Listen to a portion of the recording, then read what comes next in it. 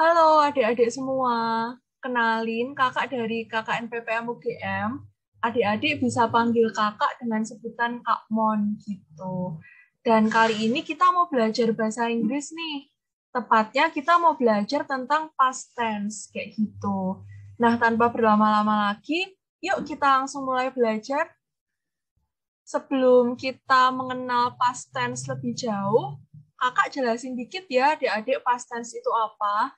Jadi past tense ini kebalikan dari present tense.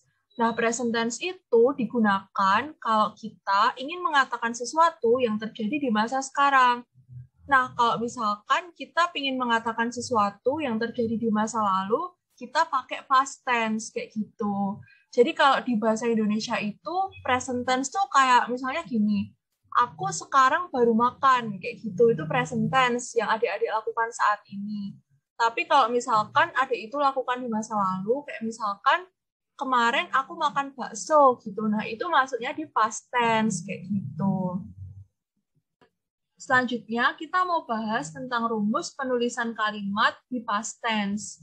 Nah, sama seperti bahasa Indonesia yang seperti adik-adik tahu menggunakan struktur dalam menulis kalimat, di bahasa Inggris juga adik-adik. Jadi kalau di bahasa Indonesia biasanya kan ada SPOK ya. Subjek, predikat, objek, dan keterangan. Nah, di bahasa Inggris pun juga sama seperti di bahasa Indonesia. Dan mirip juga seperti di bahasa Indonesia, sebenarnya jenis kalimat di bahasa Inggris itu juga banyak banget adik-adik. Tapi hari ini kita bakalan bahas 3 aja, yaitu kalimat positif, negatif, dan kalimat tanya. Kita mulai dari yang pertama ya. Kalimat positif itu rumusnya subjek ditambah was atau were ditambah objek atau adjective atau adverb. Jadi ini kan ada 3 pilihan ya adik-adik, tapi adik-adik nanti cukup pilih satu aja gitu. Jadi nggak pakai tiga-tiganya. Terus jenis kalimat yang kedua ada negatif. Nah, negatif ini mirip sebenarnya struktur kalimatnya dengan positif, tapi ditambah dengan not gitu. Jadi rumusnya subjek ditambah was not atau were not ditambah objek atau adjective atau adverb gitu. Terus jenis kalimat yang terakhir ada question nih. Question itu struktur kalimatnya was atau were ditambah subjek ditambah objek atau adjective atau adverb ditambah tanda tanya. Jadi jangan lupa tanda tanyanya karena ini kalimat tanya gitu. Jadi kita harus tambah tanda tanya di bagian belakang. Lalu di bagian ini kakak sudah memisahkan menjadi 3 bagian. Ada bagian kalimat positif, negatif, dan juga question. Kemudian untuk penggunaan was dan were itu beda-beda ya adik-adik, jadi tergantung subjeknya kayak gitu. Kalau misalkan subjeknya itu I, he, she, dan it, itu pakainya was atau was not. Tapi kalau subjeknya itu you, we, dan they, itu pakainya were atau were not, kayak gitu. Kita mulai dari atas ya, dari subjek I.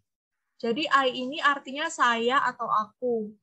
Kalimat positif, kalau subjeknya I, itu I was. Negatifnya I was not, dan questionnya was I.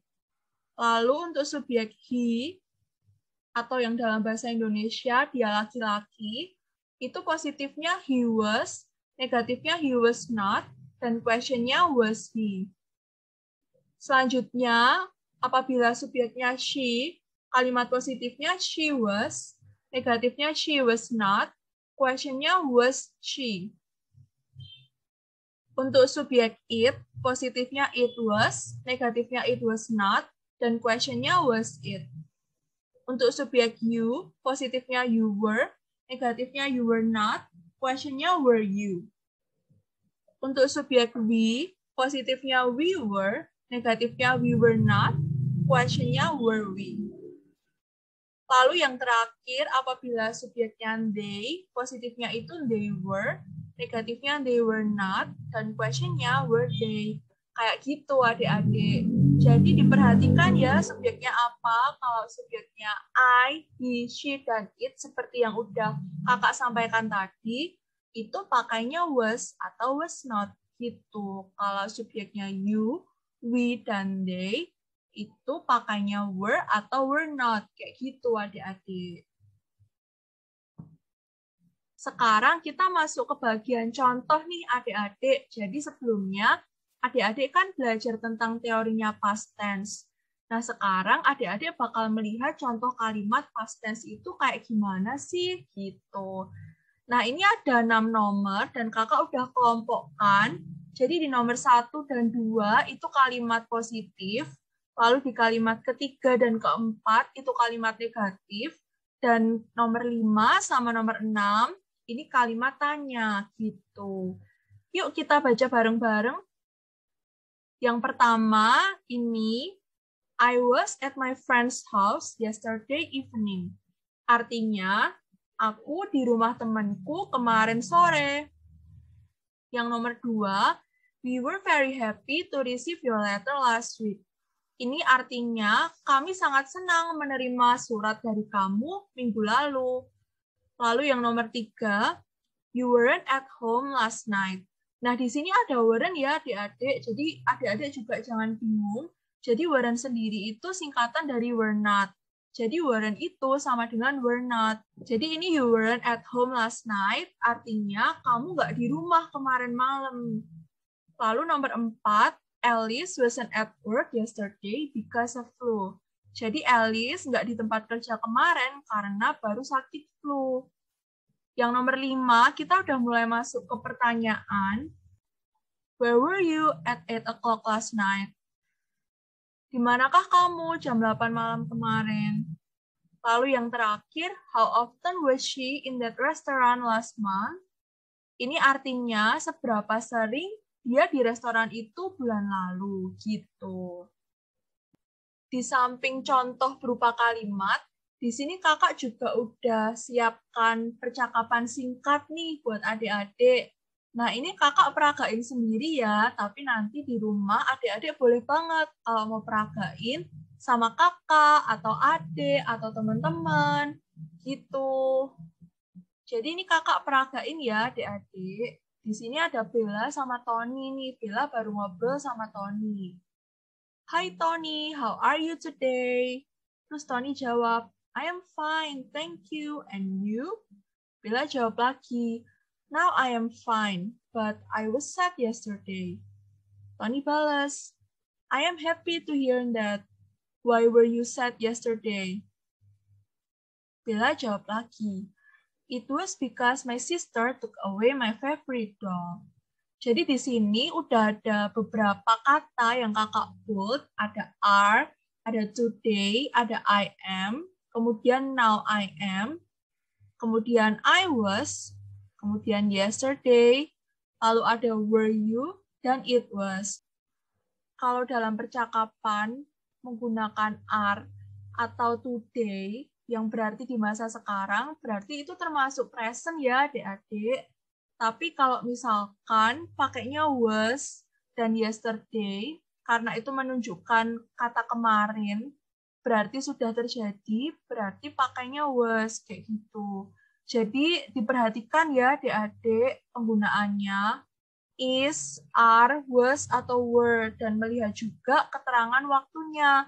Kalau keterangan waktunya terjadi di masa sekarang, berarti pakainya present. Pakainya itu ada is sama are.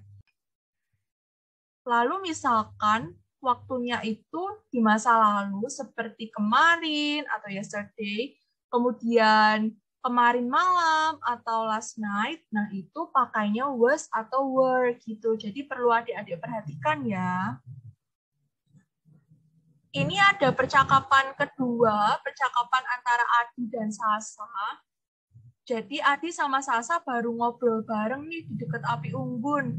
Adi baru minum kopi, terus Sasa baru bakar sesuatu, kayaknya bakar bakso ya di Adi di sini. Jadi Adi ini bilang ke Sasa, intinya kamu kelihatan beda gitu. Terus Sasa nanya ke Adi, kok bisa gitu. Terus Adi bilang, you weren't this tall 2 years ago. Gitu. Dari kalimat ini, Adi mau ngomong ke Sasa kalau Sasa itu nggak setinggi ini loh 2 tahun yang lalu. Kemudian Sasa bertanya, ah yang benar gitu.